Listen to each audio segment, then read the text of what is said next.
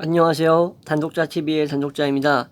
네, 제가 그동안 여러가지 문제, 일종의 생계와 경제 관련된 문제로 인해서 정신없이 지내다 보니까 유튜브 영상을 올리는 이러한 텀이 좀 길어지게 돼서 여러분들께 이렇게 오랜만에 다시 인사를 드리게 돼서 너무 죄송한 마음도 있고 그리고 너무 반갑기도 합니다.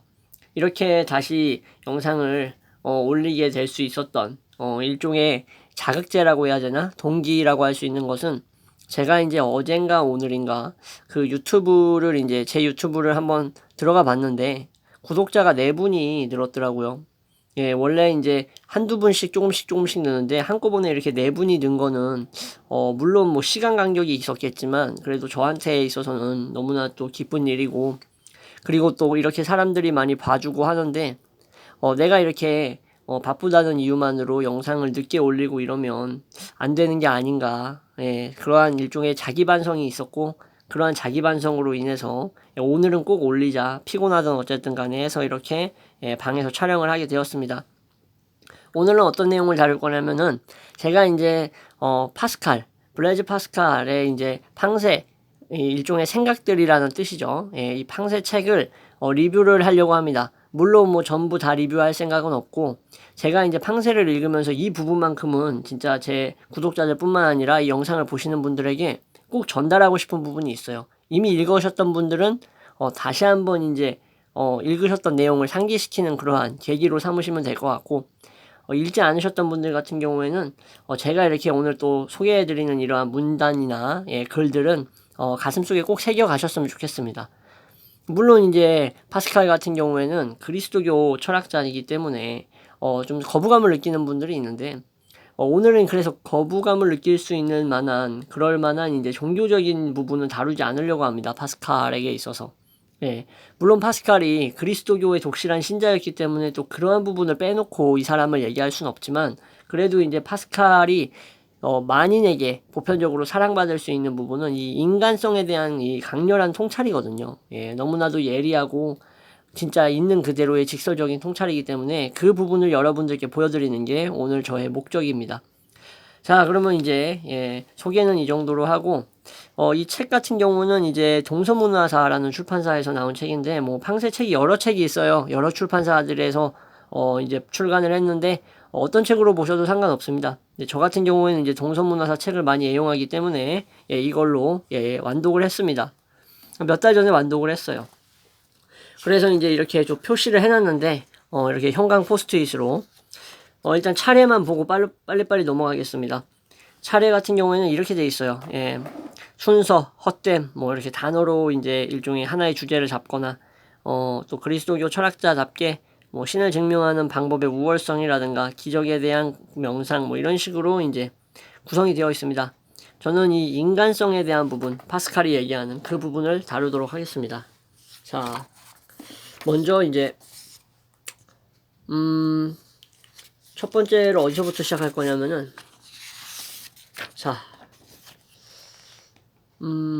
이 부분입니다. 자, 35. 1부의 35번째 문단.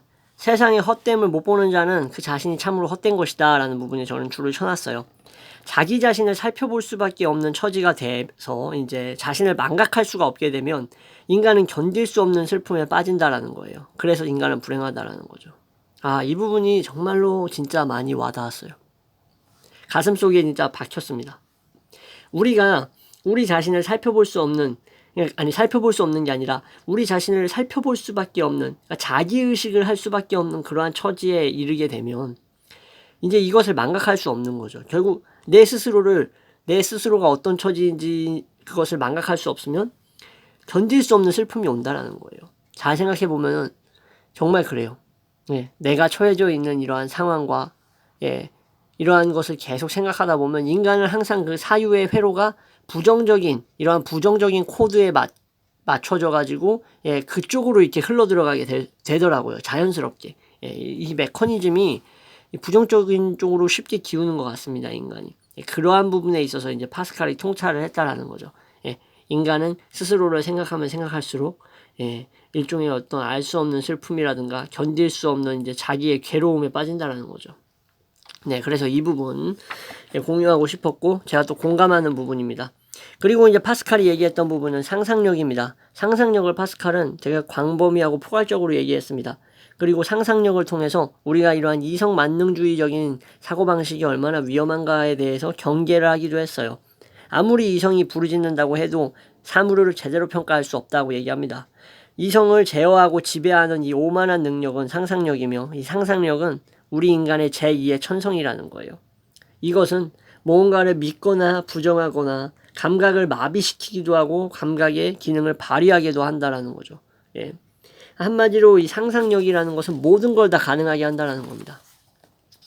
자, 모든 게 다 가능하게 한다라는 것은 자, 이제 이런 식으로 또 표현을 해요. 여기 보시면은 이제 네, 세상에 아주 위대한 철학자라도 필요 이상으로 넓은 널빤지 위에 서 있어도 밑에 그 낭떠러지가 있으면 그의 이성이 낭떠러지가 있으니까 밑에 이제 떨어지면 위험하겠지라고 생각을 하지만 그 위에 또 널빤지가 이렇게 놓여져서 일종의 이제 낭떠러지를 덮고 있는 상황이죠. 어떤 느낌인지 아시겠죠? 이제 옛날에 그 슈퍼마리오 게임 같은 경우 보면은 이제 상상하시면은 그 틈이 있잖아요. 갈라진 틈. 그리고 마리오 떨어지면 죽잖아요. 그죠?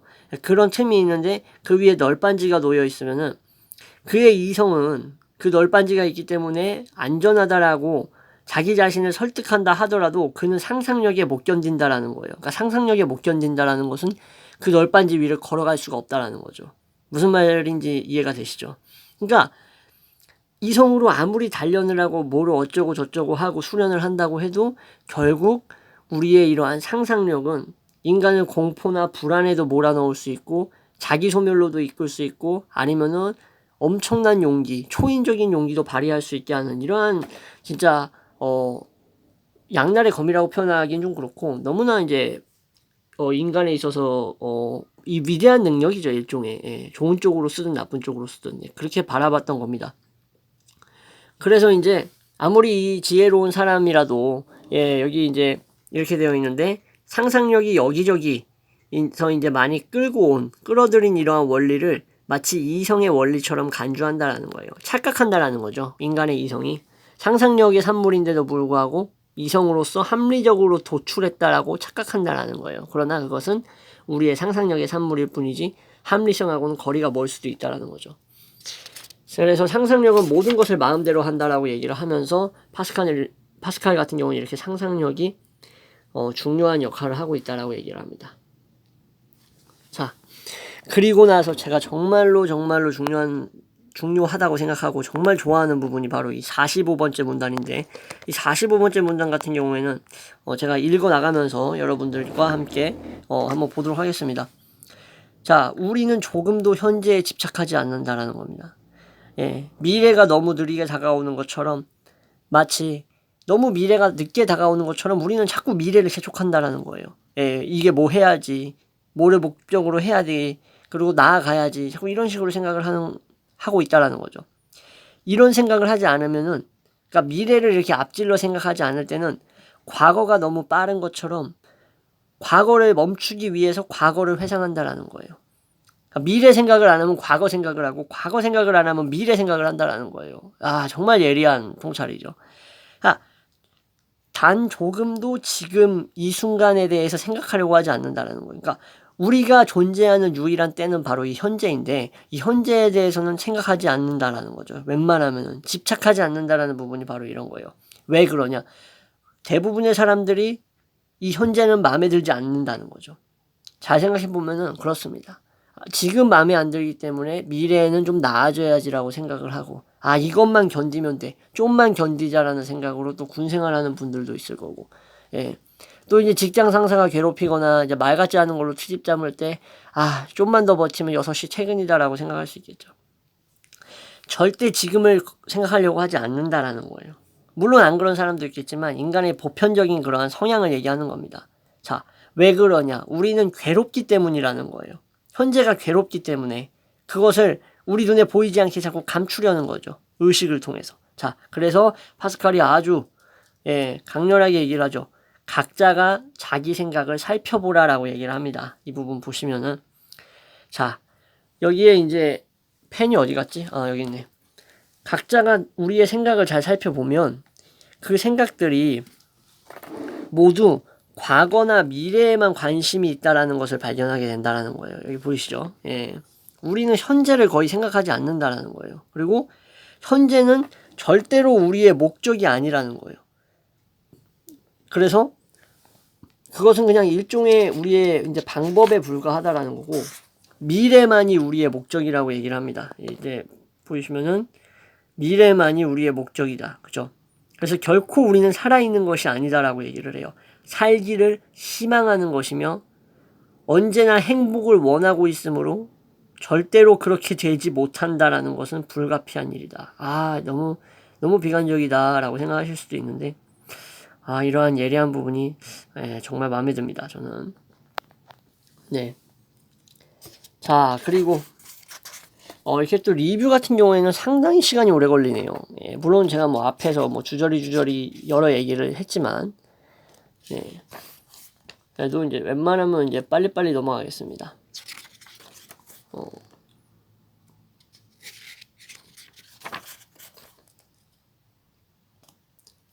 자. 여기서 또 이제, 괜찮은 얘기들이 많이 나옵니다. 자기 자신을 알아야 한다. 이것이 진리를 찾는 데 도움이 되지 않더라도 적어도 내 생활을 규제하는 데는 도움이 된다는 거죠. 자기 자신을 알라라는 말은 뭐 소크라테스 때부터 너무나 이제 유명했던 그 일종의 문단이죠. 이보다 옳은 일은 아무것도 없는 것이다. 뭐 이런 얘기를 했고, 자, 이 인간의 비통과 본질적인 특성 보이시죠? 이 부분에 있어서는 제가 진짜 저도 많이 뜨끔했던 내용들이 좀 있었습니다. 그 중에 하나가 이거였어요. 호기심은 허영심에 지나지 않는다라고 얘기합니다. 사람들은 흔히 그저 그 이야기를 알고 싶어서 한다기보다도 말하고 싶어서 알기를 원한다라는 거예요. 만약에 우리가 그렇지 않고 이것에 대해서 절대로 아무 말도 하지 않고 내가 지금 이 알고 있는 것을 아무에게도 이야기해 줄 희망이 없이 그냥 보는 즐거움만 위해서라면은 사람들은 바다 여행을 하지 않을 것이다 라고 얘기합니다. 아, 이제 이 부분 읽으면서 제가 한 50번 정도 스스로 다시 생각해 본 것 같아요. 나도 그런가? 나도 그런 것 같다라는 거. 예, 약간 그런 느낌을 받았어요. 저도 약간 그런 것 같아요. 진짜 부정할 수가 없었습니다. 이 부분은. 저도. 네. 진짜 제가 이렇게 공부한 내용을 여러분들께 말하지 못하고 그냥 나만 오로지 알고 있고 머릿속에 집어넣고 있는 상태면은 어떨까? 과연 내가 이거를 지속할까라는 생각도 해봤는데, 참 무서운 말이지만 어느 순간 멈출 수도 있겠다라는 생각이 들더라고요. 좀 정말 예리한 통찰이죠. 네. 자, 그리고 이제 뭐 또 이제 보면은 뭐 이런 부분 같은 경우에는 뭐 넘어가도 될 것 같고, 물론 이 넘어간다라는 것이 여러분들 같은 경우에는 제 가슴에 많이 와닿으셨을 부분도 있겠지만, 일단 제가 리뷰를 하고 있으니까 저의 생각에 일종의 좀 맞춰져 있다라는 거, 그것은 좀 양해를 부탁드리겠습니다. 그리고 또 이렇게 또 명언을 또 몇 마디씩 합니다. 숨은 생각을 가지고 모든 걸 판단해야 된다. 그러면서도 말하는 것은 민중처럼 해야 된다라는 거죠. 이 부분도 또 참, 우리 또 공직자라든가 1, 3급 이제 고위 공무원들이 많이 새겨들어야 할 그런 말입니다. 말은 민중처럼 하고 숨은 생각으로 모든 걸 판단하라. 참 멋있는 말이죠. 네. 자, 그리고 또 이 민중에 대한 비판을 합니다. 우리 또 민중 비판하면은 또 빼놓을 수 없는 사람들이 또 여러 명 있습니다. 우리 철학자들 중에서 자기의식이 상당히 센 분들, 우리 또 니체 같은 경우도 그렇고, 또 민중 비판에 또 앞장섰다라고 얘기할 수 있는, 자주 했다라고 할 수 있는 또 쇼펜하우어도 또 그렇게 또 민중 비판을 많이 했죠. 대중에 대한 비판 많이 했고, 키에르케고르도 좀 그랬던 것 같고, 이렇게 대중에 대해 비판 많이 했던 건 또 시초를 또 따라가 보면은 플라톤을 또 빼놓을 수가 없겠죠. 또 우리 집 강아지가 또 이렇게 툭툭 건드리네요. 영상 촬영하는데 영상에 나오지 않지만 한번 보여드리겠습니다. 우리 집 강아지 이렇게 어우 깜짝이야. 깜짝이야. 야, 이렇게 확대해서 보는 건 또 저도 처음인데, 촬영해야 되는데, 잠깐 기다려. 자, 그럼 계속 이어나가겠습니다. 이런 돌발 상황이 생겨도 결코 당황하지 않습니다. 예, 항상 애드립으로 넘기기 때문에. 자, 그래서 이제, 다음 부분을 또 이제 넘어가 보도록 하죠. 자, 정의와 힘에 대해 얘기한 부분입니다. 자, 옳은 것을 따라가는 것은 옳고 더 힘센 것을 따라가는 것은 필요하다. 힘이 없는 정의는 무능하고 정의가 없는 힘은 포악하다. 정의는 논쟁의 재료가 되지만 힘은 쉽사리 알아볼 수가 있어서 논쟁의 대상이 되지 않는다라는 거예요. 정의는 네가 옳냐 내가 옳냐고 이 재료가 될 수 있다라는 거죠. 근데 힘은 그 압도적인 그 힘에 의해서 누구나 다 알아볼 수 있기 때문에 논쟁의 여지가 없다라는 거죠. 자, 이리하여 정의에 힘을 줄 수가 없다. 그러니까 정의가 힘을 지닐 수가 없었기 때문에 힘이 정의를 반대해서 그것이 옳지 못하다고 얘기하고, 그러니까 힘이 정의를 억눌렀다라는 거죠. 일종의 이런 상황들 많잖아요. 무력이 정의를 억누르는 상황. 그래서 그것이 옳지 못하다고 말하고 힘이 내가 옳은 거다라고 얘기했다. 이래서 정의에 힘을 줄 수 없었기 때문에 정의는 일종의 뭐라 그래야 될까? 여기서 무능이라고 표현을 했지만 정의는 너무나 추상적이고, 예, 그러니까 애매한 부분이 있다라는 거죠. 일종의 파스칼의 관점에서는. 그래서 힘을 가질 수가 없었으므로 우리는 힘센 것을 옳은 것으로 만들고야 말았다라고 얘기합니다. 이 부분도 제가 이렇게 또 형광펜 이렇게 포스트잇을 붙여놓은 이유가 있죠. 그죠? 정의에 힘을 실을 수가 없으면 힘센 것이 옳은 것이 돼버린다라는 거예요. 예, 우리 사회도 충분히 이런 부분이 있죠. 예. 참 여러 가지 생각을 많이 하게 합니다. 진짜 생각들이라는 제목이 참 어울리는 말이에요. 자, 이 멋있는 말 있죠. 이 멋있는 말, 예, 발견하셨습니까? 예, 여기 잠깐만요. 이 노란색 좀 치우고, 이 노란색이 지지해 주는 건데 지지해 주는 게 너무 됐습니다. 자, 생각하는 갈대. 우리 파스칼 얘기하면은 항상 빼놓지 않고 나오는 말이 바로 이 생각하는 갈대라는 말. 자, 나는 내 존엄성을 공간에서 구할 것이 아니라 내 사고를 조절하는 곳에서 찾아야 된다는 거죠. 네. 그러니까 내 존엄성을 타인이라든가 외적 사물에서 찾는 게 아니라 나의 생각을 조절하는 그 기관에서 찾아야 된다는 거예요. 내 안에서 내 존엄성을. 내가 땅을 차지한다고 해서 가진 것이 많아지는 것은 아니고, 공간으로 따지면 우주가 나를 포함하고 나를 한 개의 점처럼 집어삼킨다라는 거죠. 그쵸? 난 정말 우주에서 작은 존재예요. 공간으로만 따지면. 그러나 생각으로서는 내가 우주를 포함한다. 정말 멋있는 말 아닙니까? 생각은 내가 우주를 포함한다. 공간으로 치면 나는 우주의 점이지만 생각은 내가 우주를 포함한다라는 것. 그리고 그 밑에 펀치라인이죠. 일종의 인간의 위대함은 내가 비참하다라는 것을 아는 데 있다라는 거죠. 나무는 자기가 비참하다라는 것을 알지 못한다. 그러므로 자기 자신이 비참함을 깨닫는 것은 비참한 일이라는 거예요. 그런데 이러한 비참함을 자기의식에 이르는 이러한 것을 알고 있는 것이 위대한 것이라는 거죠. 예. 자신이 비참하다라는 것을 알고 있다라는 것은 변증법적으로 그것을 개선할 수 있다라는 의미죠. 키에르케고르가 이런 식으로 절망을 바라봤죠. 절망과 신의 관계를, 절망을 하고 있기 때문에 오히려 신 앞에 선 단독자가 될 수 있다라고 얘기를 했잖아요. 그렇죠? 예. 떳떳한, 그 어떤 것도 숨김없이 순수한 내 의식, 내 자신 그 자체로서 완전성에 마주할 수 있다라고, 이러한 절망의 과정이 있기 때문에, 이래서 인간의 위대함을 얘기했던 건데, 그러한 부분과 상당히 닮아 있어요. 그러니까 참된 그리스도교인이라고 할 수 있는 사람들의 경우에는 이러한 사유가 많이 장착되어 있습니다. 우리 또 정광훈 목사 같은 그러한 이제 코로나 퍼뜨리려고 작정하는 그러한 약간 썩은 염증이 가득 낀 그런 개신교와는 좀 다른 그런 참된 그리스도교인들, 이전 세기를 살았던 사람들이죠. 이런 식으로 얘기를 합니다. 인간관에 대해서. 자, 그리고 나서 파스칼이 왜 이렇게 부정적인 얘기가 많이 담겨 있다라고 이제 제가 말을 했는지 여러분들이 조금 이해를 하셨을 겁니다. 자, 이제 제가 이제 이렇게 체크한 데 위주로 나아가겠습니다. 벌써 20분이 돼 버렸어요. 마음 같아서는 진짜 막 몇 시간 동안 읽어드리고 싶은데 그럴 수가 없으니까.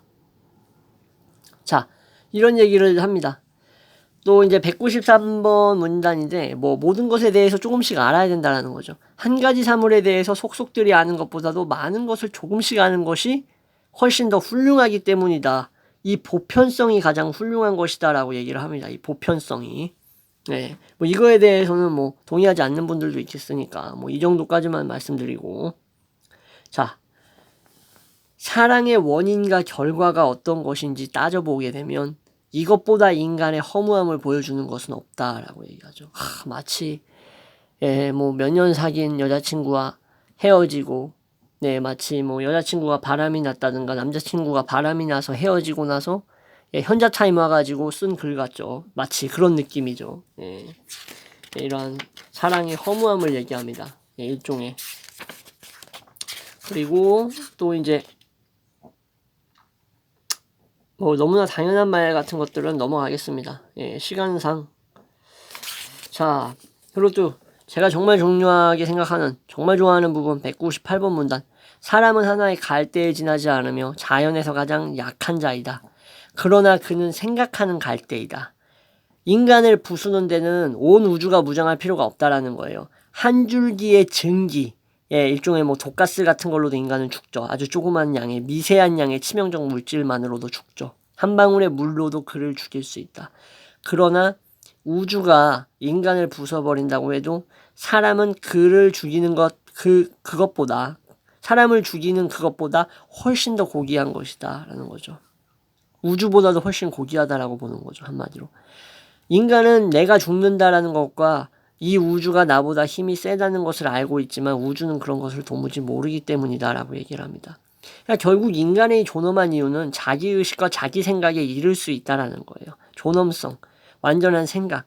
우리는 채울 수 없는 공간과 시간으로서가 아니라 생각으로서의 가치를 올려야 된다라는 거죠. 올바르게 생각하자라는 거죠. 올바르게 생각하는 것이 도덕의 근본이다라고 얘기합니다. 이 부분도 제가 너무나 좋아하는 부분이에요. 공간과 시간으로서 있는 게 아니에요. 아파트 20채 가지고 있어서 그러한 공간으로서 인간이 존엄한 게 아닙니다. 시간이 널널해가지고 뭐 여기저기 시비 걸고 다닌다고 해서 존엄한 게 아니에요. 뭐 여기저기 오지랖 부릴 정도로 시간이 널널한 게 존엄함을 얘기해 주는 게 아닙니다. 우리가 존엄하다라는 것은 내가 나의 의식을 통해서 내가 처해져 있는 상황과 나 자신을 올바로 볼 수 있는 이러한 사유에 있다라는 거예요. 파스칼은. 그래서 우리는 올바르게 생각하도록 하자라는 겁니다.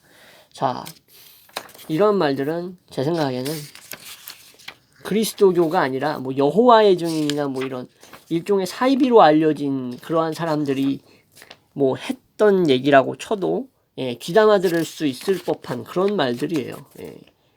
어느 입에서 나오든지 좋은 말은 좋은 말이니까요. 그죠? 그 말이 무슨 뭐 성범죄자 입에서 나온다고 하더라도 그 말 자체가 의미하는 진리는 변함이 없는 겁니다. 그죠? 자, 그래서 이제 좀 넘기는데 좀 시간이 걸리네요. 또 중요한 부분이 있는데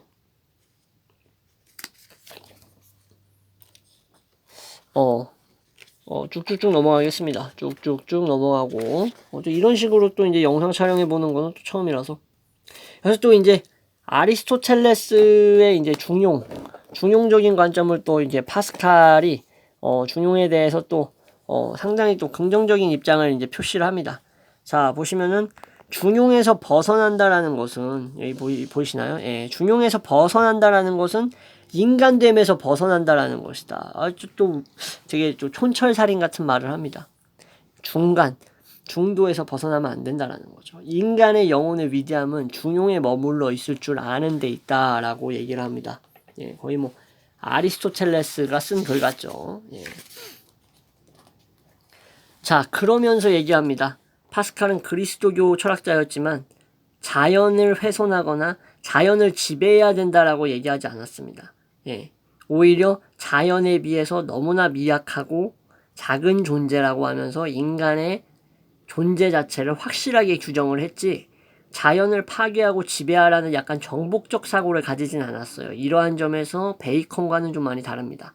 그래서 이제 중용에 머물러 있다라는 것은 결국 자연과 같이 극단에 머물러 있지 않는다라는 것. 인간도 일종의 우리는 자연의 일부분이기 때문이다라고 얘기를 합니다. 예. 여기서 이제 스토아학파 같은 경우는 중용 이상으로 더 나아가죠. 그죠? 예. 완전히 그냥 인간 개인의 수련과 수행까지 나아가는데 파스칼은 거기까지는 안 나가고 이제 그리스도교 철학자니까 신에 대한 일종의 귀의이자 예, 신으로 다가감, 신에게 다가감으로써 나가는 거죠. 예, 그리스도교가 그렇지 않습니까? 그죠? 자, 그래서 몽테뉴에 대한 반박이 잠깐 나오는데 넘어가기 전에 이 몽테뉴 같은 경우에는 똑같아요. 파스칼과 마찬가지로 이제 모럴리스트입니다. 15, 16세기에 이제 프랑스에서 모럴리스트라고 얘기를 하면은 이제 인간의 일종의 이제 윤리라든가 인간 생활 그러한 어떤 도덕적 측면 예, 이러한 측면에 대해서 사유하고 생각하고 예, 인간이 나아가야 할 일종의 목표 같은 것들을 많이 생각했던 그러한 부류의 계열들을 이제 모럴리스트라고 통칭을 합니다. 뭐 몽테뉴, 파스칼, 로슈푸코 같은 이러한 사람들이 이제 속하는데 모럴리스트 같은 경우에는 이제 특징이 인간에 대한 통찰을 엄청나게 많이 했다라는 거예요. 예, 인간의 본질이라든가. 그래서 어떤 존재인지를 많이 규명하려고 노력했기 때문에 또 그런 거에 관심이 있으신 분들은 이 모럴리스트들의 글을 많이 찾아보시면 좋은데 그 중에 하나가 바로 몽테뉴의 수상록입니다. 근데 여기서 몽테뉴에 대해서 약간 반박을 합니다.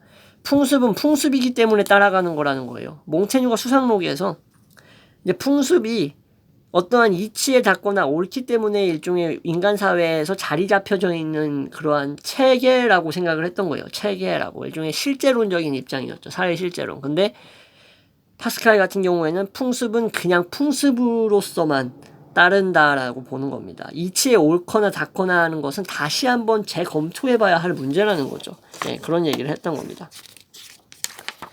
자, 이렇게 또 얘기를 했던 거고, 이렇게 또 포스트잇으로 표시해 놓은 것은 많은데, 참, 근데 또 표시해 놓은 거랑 좋은 거랑, 예, 이렇게 영상으로서 말씀드릴 수 있는 거랑은 또 다른 문제잖아요. 그죠?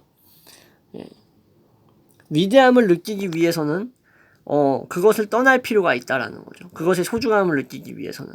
연속이라는 것은 모든 일에서 권태감을 일으킨다라고 또 이렇게 멋진 얘기를 또 합니다.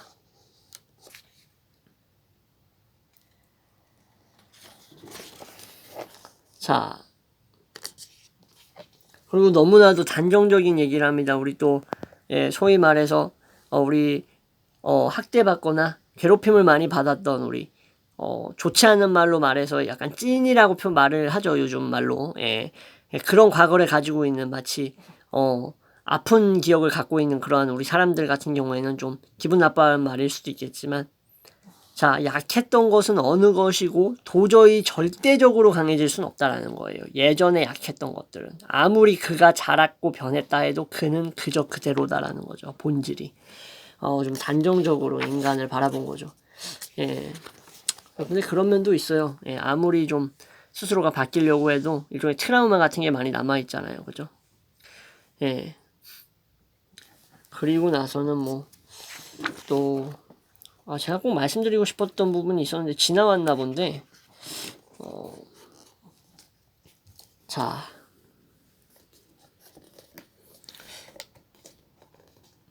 이 부분이네요. 이제 자, 인간적인 나라는 것을 얘기를 합니다. 이 부분이 이제 제가 상당히 또 좋아하고 중요시하는 부분이라서 여기 보시면은 좀 이제 연필이라서 안 보이실 수가 있는데 별표를 하나 쳐놨어요. 예, 어떤 내용이냐면은 자애심과 나의 성질이라는 것은 자기만을 사랑하고 자신만을 바라보는 것이라는 거예요. 이게 뭐냐 그럼 한마디로. 자, 근데 내가 이러한 자애심을 가지고 있다고 하더라도 내가 좋아하는 것들이 결점투성이고 비참하다라는 것을 막을 수는 없다라는 거예요. 예. 그러니까 위대해지고 싶은 사람도 내가 가진 부족함을 발견하게 된다라는 거고 내가 너무나 행복해지고 싶지만 나의 비참함을 보게 된다라는 거. 이 부분 보이시죠? 그죠?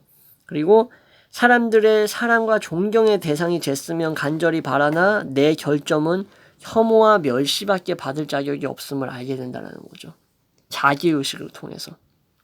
자, 이러한 사람이 당하는 이러한 곤경은 우리가 상상할 수 있는 가장 일종의 뭐라 그래야 될까? 일종의 죄스러움과 괴로움을 일으켜서 여기 나와 있죠. 그 스스로를 책망하고 그 결점을 그에게 확인시켜주는 이러한 진리. 행복해지고 싶어 하지만 결코 행복해질 수 없으며 결함을 떨쳐내버리고 싶지만 결함이 오히려 더 많이 발견되는 이러한 나의 내적 모순을 통해 인간은 여기에 증오를 품는다라는 거예요. 여기서 그는 그것을 없애버리고 싶지만 그 자체를 없애버릴 수가 없다라는 말은 그러한 결함을 가지고 싶은 나를 없애버리고 싶지만 내 자체를 없애버릴 수가 없기 때문에 다른 사람의 인식 안에서 그것을 부수려고 한다라는 거죠. 자, 이게 무슨 말이냐면은 내가 행복해지려고 하는데 행복해질 수 없고 나를 바꾸고 싶은데 바꿔지지 않고 오히려 안 좋은 점만 드러나게 되면 그러한 나의 안 좋은 점이 타인을 통해서 인식될까봐 타인의 인식을 바꾸려고 한다는 거예요. 나를 바꿀 수 없다는 것을 깨달으면서. 그러면서 다른 사람들과 내 스스로한테 나의 결점을 숨기고 그 결점을 다른 사람이 보는 것을 못 견딘다는 거죠. 이런 식으로 또 인간에 대해서, 인간의 이러한 약함에 대해서 얘기를 했어요. 자, 그리고 또 밑에 보이면은 여기 또 이런 얘기가 있죠. 자, 진리를 말하는 것은 그것을 듣는 사람에게는 참 유익하지만 말을 하는 사람에게는 불리하다라는 거죠. 진리를 말함으로써 미움을 사기 때문이다라고 얘기를 하는 겁니다. 자, 이런 식으로 또 상당히 올바른 말을 했죠. 아까 말씀드렸다시피 여기 이 부분 다시 한번 보충하고 넘어가면 내가 나의 이러한 결함을 없애버리고 싶지만 내 자체를 없애버릴 수가 없다라는 말은 그 키에르케고르를 좀 아시는 분들을 위해서 말씀을 드리면은 키에르케고르가 이제 불안, 즉 다음에 나온 얘기인데 이제 죽음에 이르는 병이라는 저서에서 이제 거기서 이제 절망에 대해서 얘기할 때 이런 얘기를 합니다. 인간은 절망하고 있는 자기 자신을 이제 죽여 없애버릴 수 없다라는 그 사실만으로도 절망적이다라고 표현을 합니다. 다시 한번 말씀드릴게요. 인간은 절망하고 있는 나 자신을 죽여 없애버릴 수 없다라는 그 사실, 절망하고 있는 나를 없애버릴 수 없다라는 사실만으로도 절망적이다라는 거예요. 자, 여기서 여러분들이 일종의 반론이라고 얘기를 하실 수 있는 부분이 뭐냐면은 절망해서 자살하는 사람은 자기를 죽여 없애버린 게 아니에요? 라고 생각을 하실 수가 있어요. 그쵸? 얼핏 들으면 맞는 말인 것 같아요. 그러나 아닙니다. 그거는 절망을 안고 간 거예요. 끝까지. 절망을 해소한 게 아니고 절망을 없앤 게 아니에요. 자, 잘 생각해 봅시다. 우리가 어떤 병을 안고 죽으면 병이 사라진 겁니까? 아니죠. 그쵸? 병은 그 사람을